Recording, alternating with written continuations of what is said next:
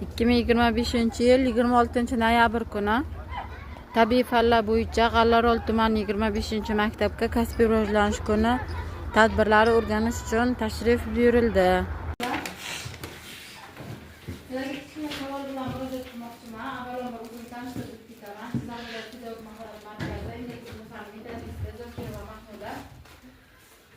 Demek, ustozlarimiz rivojlanishini hamda soat tadbirlarda bizni bir auditoriyaga jamlashga qaror mavjud. Qaysi qaror ekan shu?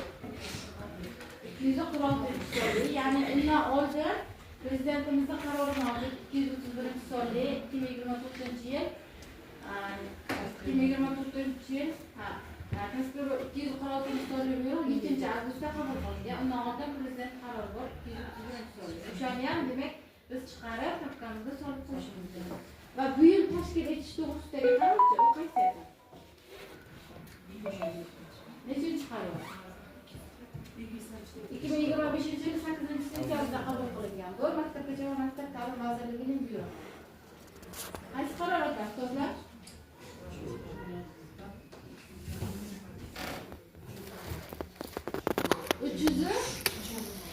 336 yozib qo'yinglar ustozlar. Mana shu demak qarorlarni biz papkamizga chiqarib qo'yishimiz kerak. Rivojlanish soatida ertaga papkamda bor, chiqarib qo'yganman yoki ularga boshida aytganman degan gaplar bilasizlar, ularga demak nima bo'lmaydi, yoqmaydi. Shuning uchun biz mana shu qarorlarni takrorlab tursak, yodimizda qolib ketadi. Shuning uchun harakat qilamiz ustozlar. Keyingi savollar ustozlar, rivojlanish kuni hamda soatlar o'zi biz uchun kerakmi yo'qmi? Mana sizlarga imkoniyat. To'g'risini ayting. Kerakmi, kerakmi?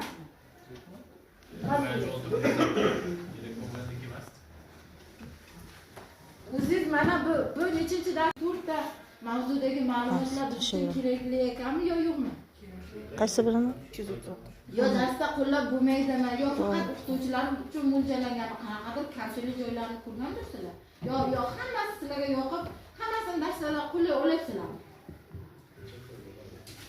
Yo'q, hammasini ham qo'llaysiz. O'zimizga kerakli bo'lgan. To'g'ri. To'g'ri. Bekorga sizlar nima oliy ma'lumotli emassizlar. Bekorga sizlar pedagog emassizlar. Sababi mana kecha seshanba kuni filologiya fanlari yo'nalishida ko'ryapmiz.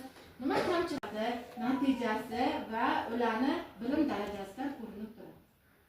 Va ustozlar mana shu kasbiy rivojlanishni hamda soatida qo'llangan ma'lumotlarni albatta darsingizga biz kiramizmi tahlilga, vazirlik kiradimi yo'q, maktabga